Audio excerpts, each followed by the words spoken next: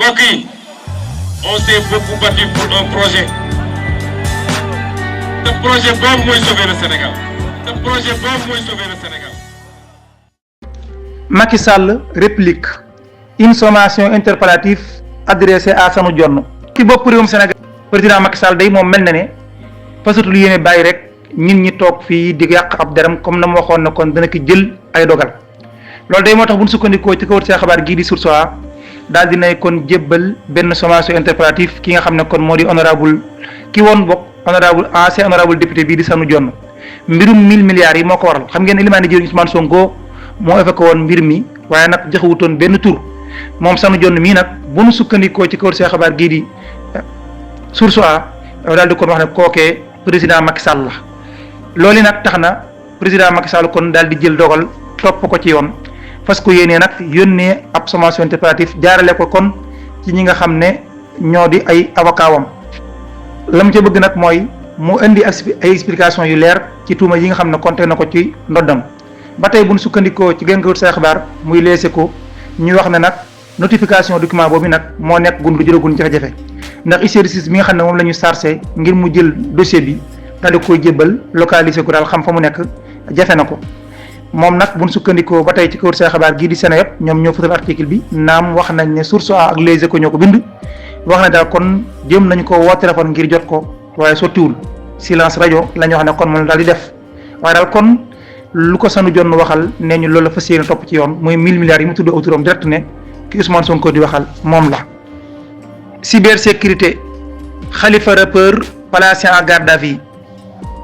ba tey xabaar la bu ñu sukkandikoo ci Sénégal ñu wax ne Khalifa Ababacar Khoureychi Ba ñu di ko wax Khalifa rappeur moom day jamono ji kon daal dinañu koy téye ginnaaw ba ñu ko digloo placé nañ ko en garde à vue ñu ko def nag ñoo di DSC division spéciale de cybersécurité bu ñu sukkandikoo ci Sénégal moom activiste bi nga xam ne kon dafa daal di jege Pastef moom day nee ñu kon guddi gii ñu génn daal dina koy passé ci lu koy commissariat d'arrondissement bu Plateau te sax nag waxoon nañ waa Sénégal ne daal mën naa am daañu ko defee te ji jébal ko parquet bi te ci àjjuma gi Khalifa rappeur mii nag nee ñu dafa nekk daal ci ñaari plainte yoo xam ne mi ngi ci ndoddam maanaam daal ñaari plainte kon la ñu teg ci ndoddam bi ki njëkk Mame Boye Diao daf koy topp ci wàllum diffamation waaye itam Sénégal ne am na keneen koo xamante daf koy topp muy banquier sénégalais bii di Moustapha Sow di topp Khalifa Ababacar Khoureychi Ba mii diffamation ak division de fausse nouvelle ci benn vidéo boo xam ne publié na ko ci TikTok mu ne rapport bii kon dafay tuumaal moom monsieur Sow moom yi ne kon dafa jël alalu askan wi jaare ko ci commission yoo xam ne daal 100 000 francs CFA am na ko ca mi ngi jaare nag ci daal programme spécial de désenclavement PSD ngir nag ragg ab deram jàpp na kon daf ko tuumaal tax na banquier bi yóbbu mbir mi ci yoon. ñaari bakkan yi rot ak kenn ko amay gaañu nee ñu mooy lu tukkee ci jéey ji xewoon démb fee ca Ngor démb ca Ngor dafa am benn immeuble boo xam ne kon dafa jékki-jékki rek tàmbalee wutali suuf naam sax lépp wàccut waaye am na lu yita wàcc jur na nag jéeye de ndax wax nañ daal bilan provisoire bi mooy ñaari bakkan rot na ca am na ca ku ca am gaañu kook sax nee ñu état ba mu nekk fi mu ne nii moom garaaf na lool seen yëpp ñoo fëtal xabaar bi sukkandiku kon ci koo xam ne jege na enquête bi démb caa xam ne kon suba la mbir mi kon daal di tàmbalee am moom mi am gaañu nag daal dinañ koy jël rawale ci hôpital militaire bu Wakaam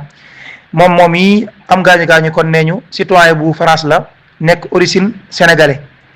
bu ñu sukkandikoo ba tey ci Sénégal bu ñu sukkandiku kon ci seen interlocuteur daal nga xam ne kon am na lu mu xam ci mbir mi xam na ne daal kon ne ñaar ñooñi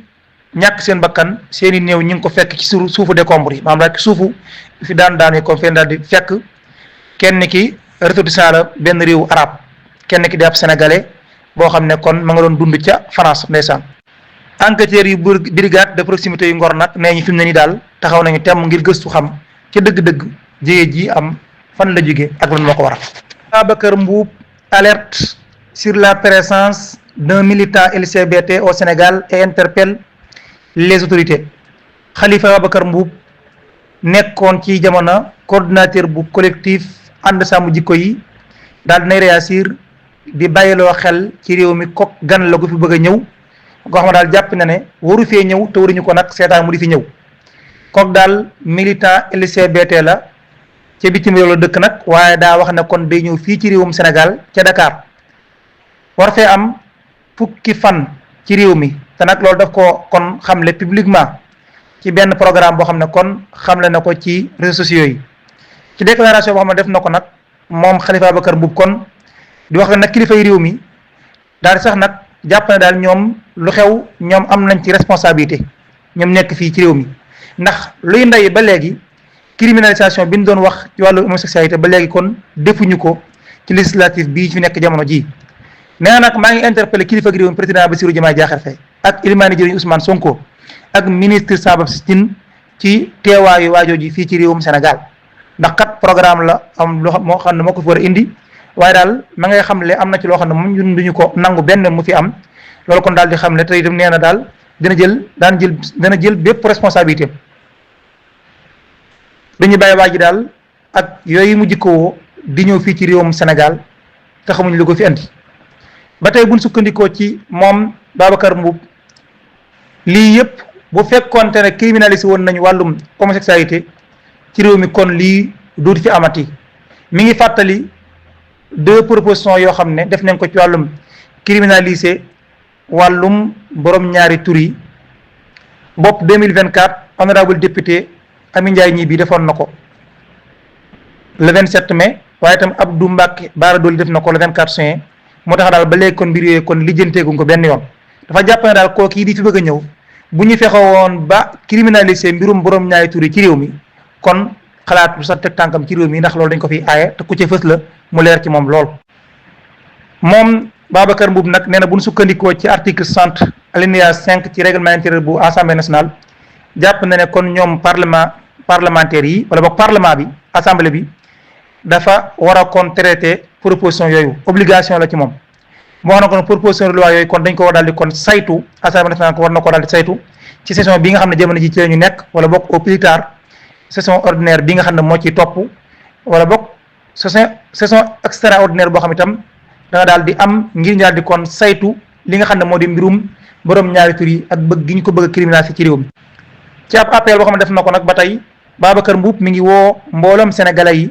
ak ñi nga xam ne ñoom dañuy xeex wàllum jikko bëgg daal jikko yu sell yu wuuteeg yenn jikko yi xew ci jamono léegi ak itam lu sàmm ndono ak jikko yu baax ci réew mi ñu mobiliser wu daal ngir fexe ba question bi ñu réglé ko fii ci réewum Sénégal définitivement. Mouhalim Info. mbir yaa ngi gën di seere ci kaw ndoddul Assoura Fall ginnaaw kàddu yu mu yëkkati fan yi teg ko ci kaw ki woon ci bopp réewum Sénégal l'observateur di wax ne kàddu yooyu daal mel na ne kon bari nañu mu naqari lool. ci fàttali vidéo wala def boo xam ne ay kàddoo nga ca yooyu maa ngi koy wax ki woon ci bopp réewum Sénégal kàddu yu juunu yoo xam ne itam yu doy waar la ba sax laaxaale ca ñoñ ay partisans lañu. l'observateur nag wax ne ki jamono ji ñuy wax ne procureur de la République kon dafa daal di autosaisir ci mbir mi te presse bi di ko fësal waaye nag ba léegi officiellement parquet bi dëggalu ko parquet bu Dakar jege ñaari président Macky Sall moom ñoo fas yéene jug ñoom am na daal ay démarches judiciaires yoo xam ne fas nañ ko yéene tàmbali ñeel ko. ku ñu wax Samba Ndiaye di jarbaat ci ki woon ci bopp réewum Sénégal président Macky Sall nekk itam agent ci APROSI daal dinay déposé kon ñaari plainte benn bi ma ngi ko déposé ci procureur près le tribunal grande instance bu Dakar beneen bi kon mi ngi ko déposé ca